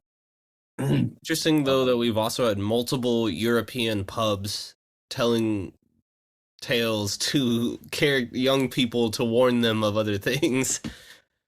This is American Werewolf in London. That's right. This is the PG American. And then the Banshees of Inisherin as well. Too. We had a pub in that one as well. As a pub. This could have been called A Water Horse in Scotland. What would the water horse transformation scene look like? That would be freaky. It would literally be the scene where it grows 5 times in 1 second, and Sam's like, "Man, we missed that scene." I'm mad. I want to see that grotesque skeleton. It's like the water horse is like a kid, and then it just starts. Yeah. They're like, "No, we can't do that. We can't scar some kids like that." I liked, yeah. This is like a very mature childhood movie, but the thing that I thought does kind of connect all three. Granted, number 3 is a bit of a far shot. Sam, sorry. These are all through the eyes of kids. For 100%. In Silent Hill, I can even argue that it is from the eyes of a kid-ish. It's from her. A kid is one of the major it's more from the mom's perspective, I think, but it is about a kid, and the kid does take on a whole. The whole story is the whole story. Its perspective. So that's where I say that it's almost like that's why I think it connected, maybe, but like, you know. Well, there you go. Yeah, we do have that connection to we found a way to tie all three together. And that's what we like to do here on 3 for 3. The thing is, exactly. Though, the first especially in the childhood episode where we are just picking out shit. First 2 movies had fathers. This movie had a father who went away and never came back. So that's the big difference. And then you got to decide which father do I want. It had a new father in the form of Ben Chaplin. Yes. He is the true father of the movie. In my head canon, this is post Thin Red Line, and he's broken up with his girlfriend, and he's just coming to Scotland afterwards to pick up the pieces of his life. I mean, from his backstory, it's not too far-fetched. Yeah, I'm like, this could fit. This could fit for sure. But we hope that role, for me, felt like the same equivalent of Paul Scheider's role in Flowers of War in terms of like, I don't give a shit about your character. Well, Paul Schneider was only on screen for 2 seconds in that movie. Yeah. Well, we hope that everybody at 3 for 3 has enjoyed this episode.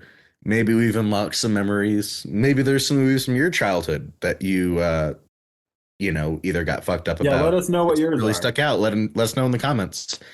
And definitely vote in the poll that is on the Spotify and the YouTube of what your favorite movie was. Maybe one of these were one of your movies, or maybe this made you want to go back and watch one of these. We hope so. Quick question. Quick question. Yes. What were like the 1 or 2 movies for you guys that you almost picked that you didn't for this episode? So for me, shout out to Secondhand Lines. Almost picked that. The only reason I didn't was because Sam and I did watch that during the pandemic. And I couldn't find it on anywhere, but like also I really wanted to go with this one.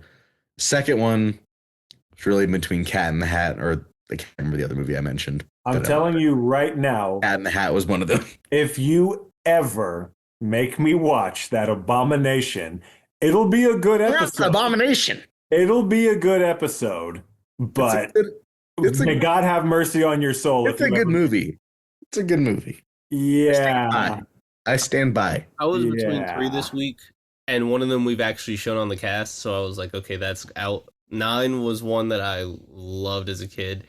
I was gonna do Scooby-Doo 2, not the first one, because I loved the second one as a kid, and we almost did that for this. And then Born Identity, which is an odd pick, but that was a very core memory as a kid, like watching that for the first time. If you'd picked that, that would have been funny. That's the first movie that in the theaters I fell asleep during because I was so tired. I was so tired. It had nothing to do with like me not liking the movie. I literally was a kid. Well, you would have been like so 4, tired right? that I remember falling asleep and then waking up to the credits and my dad being like, in fairness, you would have been like 4 years old, so that's understandable. Yeah. I was like young. I saw Harold and Kumar go to Guantanamo Bay in the theaters with my father. Hey, do the math on that, motherfucker. Jesus I informed was us. young. He knows what you saw that day. I have not. No, I saw like the worst. I saw Bad Boys 2 when it came out, and some dude gets his head ripped off at the very end, like with a fucking razor They're in wire. a morgue Like, plunging their chest into dead people's tits in that movie. Yes. So yeah, and I saw that. yeah. I do. Really I was want to fucked shout up. out, I do really want to shout out what's behind Matt. Samurai Jack is a huge show from my childhood. And I it's don't cool to have see any that of the behind movies you. that we chose. I figured I'm going to pick out the 2 things that are on my shelf that are like childhood related, and it's Avatar and Samurai Jack. Of course. Avatar, of course, for me. Oh was- yeah, there's that. That's the one that's under. No, like don't even get me started on Avatar. I'm trying to get a poster for that back here. But what was I going to say? Oh, Sam, one of mine was also going to be Scooby-Doo 2. That was like I was this close. I was this close to picking that one, but I was like, and that one honestly is a bigger I saw that more times, but I really, really wanted to do Sky High. I'm glad you did it because Sky High was good. Fantastic. Yeah, and then the other one. What was the other one I was thinking about? Night at the Museum was. Okay, I still wish you had done Hoot. You mentioned that a few episodes. I'm going ago. to do Hoot eventually because we're doing that one for sure. Okay. I'm still torn. I will say one movie that I watched a lot as a kid though. So my friend Davis, he had very few DVDs, like not very few, but like 2. And one of the movies you watched on repeat was Mr. and Mrs. Smith. Oh, yeah. I've seen that movie like maybe probably over 80 times. The first time I saw that, I guess the only Like time, totally, I'm not joking. the only time when I first watched that movie was during a movie night. So one of you guys was the one who first. Probably me. It was probably you. It had to have been Matt. If I that was love the that John movie to Malkovich death. night, I think that was the Being John Malkovich night. May have been. I brought Being John Malkovich. I remember that. That was the first time I saw that as well, and fuck, that's one of my favorite movies to this day. But no, that's a childhood movie for me as well as Mr. and Mrs. Smith. You gotta throw that one out there. Also, what was it? One that I really wanted to do that I might pick for a later episode, just because I haven't seen it in so long, is Homeward Bound. Because that is I've never seen that. Oh, that is like one of the biggest childhood movies of mine. I've seen that movie easily over 100 times. And That's just about a dog who gets lost and comes back over like 1,000 miles. 2 dogs and a cat. And there's okay. You got Chance, who's Speaking voiced of by cat, Michael J. Fox. See, I thought. I got mine. They talk. Oh yeah. And you got Chance, and he's voiced by Michael J. Fox. You got I know Shadow. there's like a story of a dog that like came back over like 100 miles. Like the dude he didn't abandon him. He just lost him. Yeah. And like then he came back, and I thought that's what Homeward Bound was like. The whole basis of was like, that story of the dog. If you do Homer, But I didn't know they added like a cat and another No, dog. it's 2 dogs and a cat, and they talk, yeah, and they like have to go across the country to get back to their owners, and Yep. yeah, and Don Amici voices Shadow, and then Sally Field voices Sassy the cat. I've never seen that Torn. movie, to be fair. Like honestly, I didn't pick it because it came out in 1993, which is 5 years before I was born. So I was like, I want to pick one that actually represents the era I grew up in. But I may pick that one you pick eventually. it. I'm either doing Where the Red Fern Grows or Cats and Dogs 3: Revenge of Kitty Galore. So just be No, the first Cats and prepared. Dogs. The first Cats and Dogs. That's a childhood movie. Ooh, we could do an animal thing. Yeah, there you go. Well, I'll that's pick, what I want to. I want I to. don't know if I'll pick Airbud, Beethoven, or like something like that. I haven't seen Air Bud in so long. Or It'd be so much fun. Turner and Hooch. There you go. There you go. Or actually, no. I'm sorry. I know what I'm picking. If we do a Oh. dog special, I'm picking K9. Well, here's one. I have I have a heartwarming one to pick. Picking K9. A heartwarming one to pick, I think, would be Old Yeller. Let's go with that one. That's the obvious one. You gotta pick Marley and Me was the one that fucked me up. Or Cujo. Let's go with Cujo. That's a heartwarming movie about an animal. That is a heartwarming movie. Got to do Where the Red Fern Grows. But what was I gonna say? I can't fucking remember. Oh, guess who's in I'll Home? pick the new Jamie Foxx movie. What it was that one with? Strays. Yeah, that Old would be- Strays. Yeah, I pick Strays. But guess who's in Homeward Bound? An incredible actor that we've all seen in a movie before. Who is it? Bart the Bear from The Edge. Oh, damn! Yeah, I forgot they reused bears. that's what they reused him.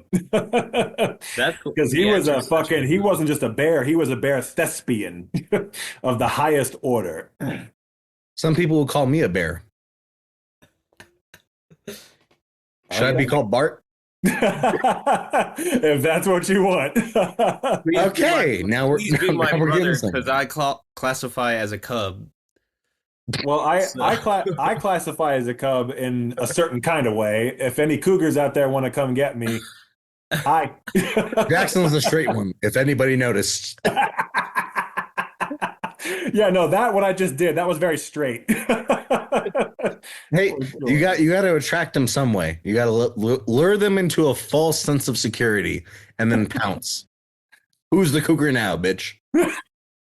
Don't I know it? That's exactly what they do. We're gonna find out next week on the podcast when we do our Mother's Day special. Yes. So because of childhood can only be brought upon one thing, and that is our wonderful, beautiful mothers.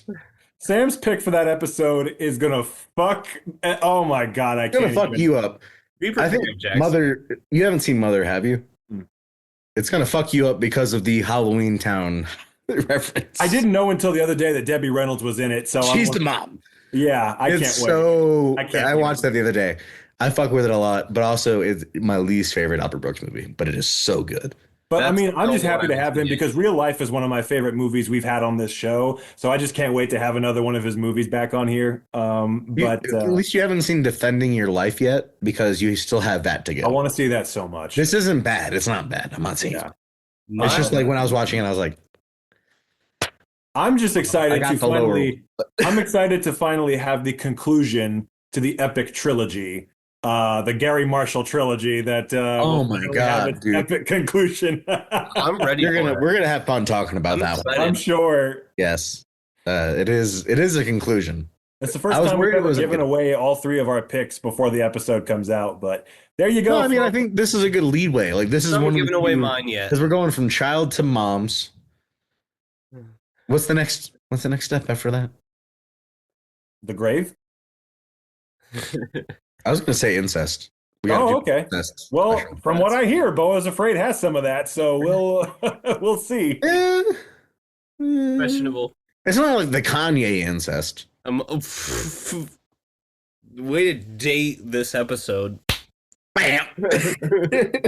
Real quick, we only have a couple minutes left. Real quick, I just want to, Matt, I'll let you close out in a second, but I just want to say it before you do. I just found out today that a very special person has passed, and I just want to give a little tribute to her.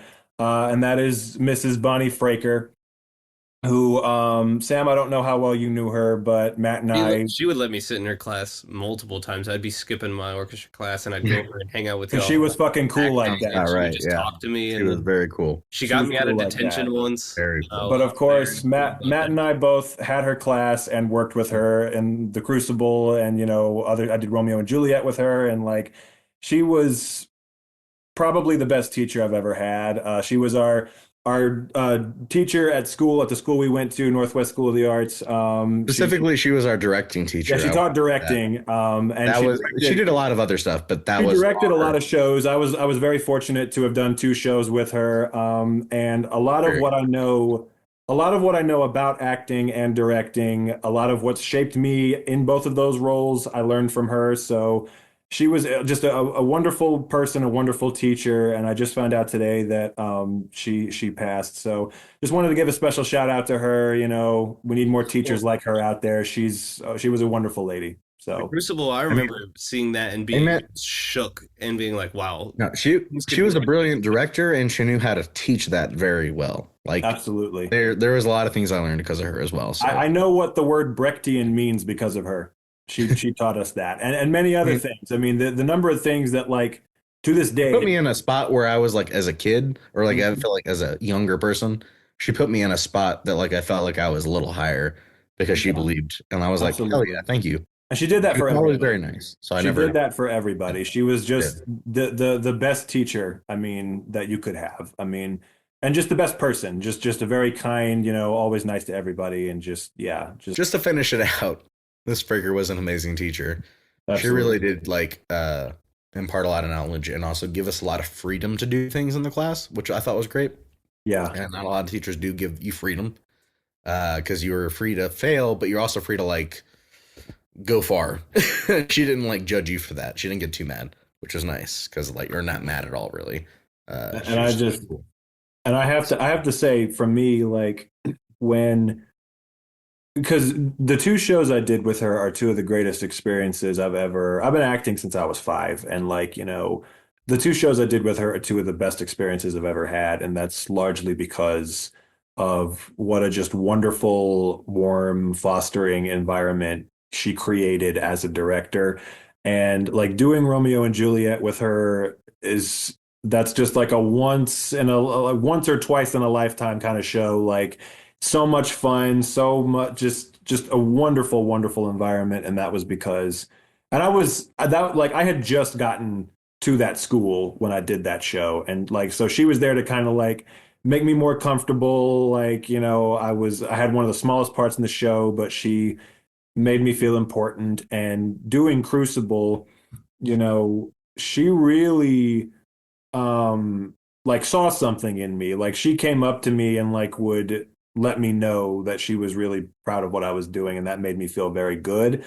And you know, she didn't have to do that. She could have just like, I don't know, not come up and said that to me numerous times, but it made me like feel really she just had a way of like just making you feel very just, you know, appreciated and valued as an actor, you know, and just it really meant a lot to me the way she, you know, like guided me through both of those shows. And just, you know, yeah, she was and that was one of the things that made that show so wonderful, was just her direction and her just the warmth that she brought every day that we were there. 100%. I mean, so the Crucible, we were both a part of that. Mm-hmm. She gave me the the biggest acting role I've ever had in high school. I remember at the time, thinking, wow, she had a really big part in this one. Yeah.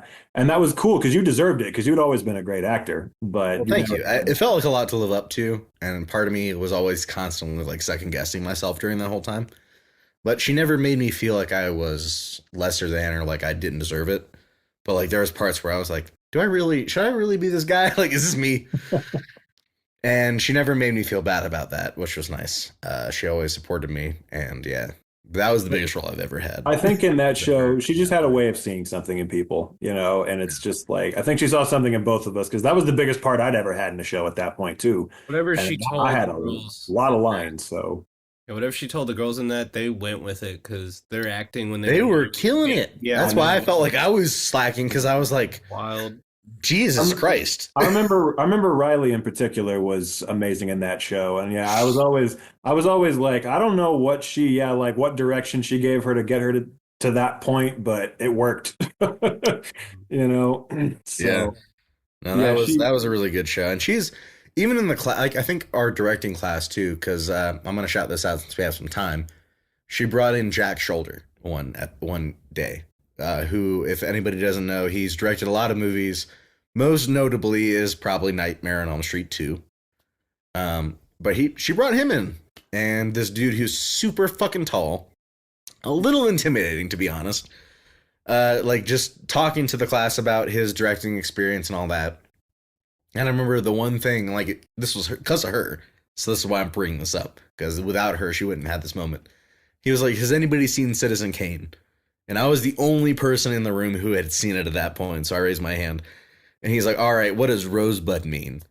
And I've seen Citizen Kane, so I knew the answer, but I didn't know the answer. I said, "Oh, it's his sled." And she's like, "Okay." He's like, "Okay, but what is it though?" And I'm like, "It's his fucking sled." I don't know. You know, like, I don't know. And he was like, "No, it's his innocence. That's his purity." And I was like, "Oh," and then that like just threw me off on a whole different, like, I get it now kind of thing. And I think without Miss Fraker, I wouldn't have had that interaction with him, and I wouldn't have had that whole moment of just like change in like perspective on what movies mean, because I was in like what, 7th grade maybe, like ish. So like, who can blame you at that point? But it was one of those moments where it really like shifted, or 8th grade, the latest shifts you. And I cannot thank Miss Fraker enough for that, because she's a part of the DGA. To piggyback off of that, one thing that I still think of to this day that was, I believe that was when Jack Shoulder was there. Yeah, because he's the one who showed us the clip, just showing the difference of like how two different directors can do the same scene in completely different ways. That's something I think about to this day, because like he showed us scenes from 2 different Christopher Columbus movies. He showed us the Christopher Columbus, The Discovery, which was directed by John Glenn. And it was just the most pitiful, like just a bunch of guys splashing in the water and they're on like a little boat. And it's just like, okay, this is kind of, and then he said, okay, now watch this. And it was from Ridley Scott's 1492 Conquest of Paradise. Not what I thought you were going to say. Massive, epic, like, you know, looks much more realistic. And, you know, it was like, okay, now which one of these scenes do you think did a better job? And everyone's like, the second one. And it's like, yeah. What do y'all think now about Terrence Malick's A New World, though? Is that the best one? I've yet to see that. Okay. I haven't seen that either. I do remember that day, Jackson. Wonderful. I don't want to conflict with your memory. Uh-oh. However, maybe I'm wrong.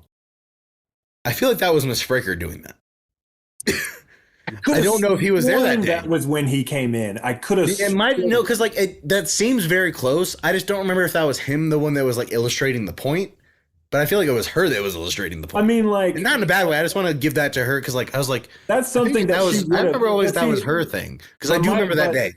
She showed us the same scene done differently. But the point still stands, because whether she did it or he did it, that's the reason she brought him in. Exactly, 100%. Was to illustrate that point. Regardless, it was her. Yes, so, I'm just like, again, just like her. I remember that day. I do remember that day. Yeah, her bringing him in, and the whole point was to, because again, like you don't get that kind of, you know, in a regular school, you don't get that kind of exposure, you know, not at all. And she just like the fact that she actually took the time to ask him to come in, you know, to really. And he did. Yeah. And to our class, like, it wasn't even broadcasted. Like, it wasn't like a news article. It wasn't a thing. He just casually showed up. Yeah, he was just there. And I remember thinking about college level education right there.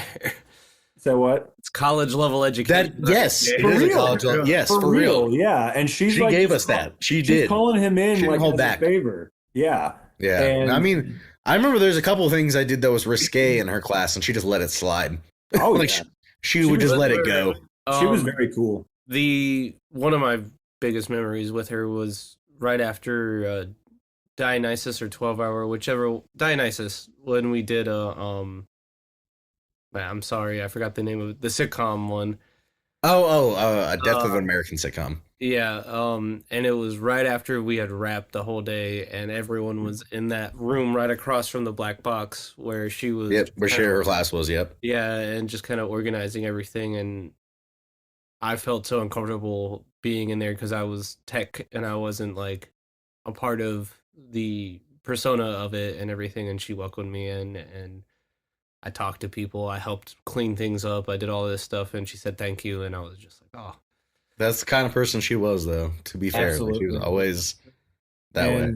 And again, just like, you know, going with her to NCTC was always so much fun as well. Just like, she was very much just like always the leader of the group, and just, you know, always encouraged us to like have fun while we were there. And, you know, you always wanted to do a good job because you weren't afraid she was going to get mad at you.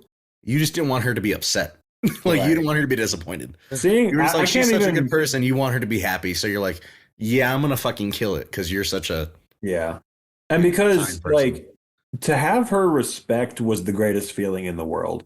Like, 100%. I will never forget, to this day, it's, you know, I've never forgotten it. It's been, I think, 11 years almost at this point. Like, when we were doing Crucible, she came up to me on multiple occasions and said, like, you're the only one in the show I have no notes for. Like, you know, you're doing just a perfect job. Like, I have no notes for you. You're just, everything you're doing is right. And just that feeling, a lot of directors could have said that to me and it would have been nice, but to hear that from Fraker, like, to have her respect was like the great. Just remembering it now, I'm like, wow, like that meant something, you know, like, because she was the real deal. And if she said something like that to you, you appreciated it. And, you know, yeah, I that's one of those things that I just take with me still to this day. So she was the real deal, man. I mean, she made me believe in myself too. Like, as a director, like every time we were in directing class and she gave me like notes or she said something, it was never like destructive. It was always like, I can see what you're doing. Here's what to improve or not. But then there were some times where she was like, damn, you know, and I was like, right. Oh, thank God. Like, it gave me such relief just being like, cool. Anybody else in the class can talk shit. I don't give a fuck. Right. You know? Exactly. She gave me the pass. But so that's exactly cool. Right. Like, anyone else can talk shit. If you got her respect, none of the rest of it matters. Exactly. Like, she's who matters here. Like, her opinion matters more than everybody else's. Not to completely change the topic, but I have a question for my cat who is inside this box. Stinky, are you 3 for 3 this week? No comment? No comment.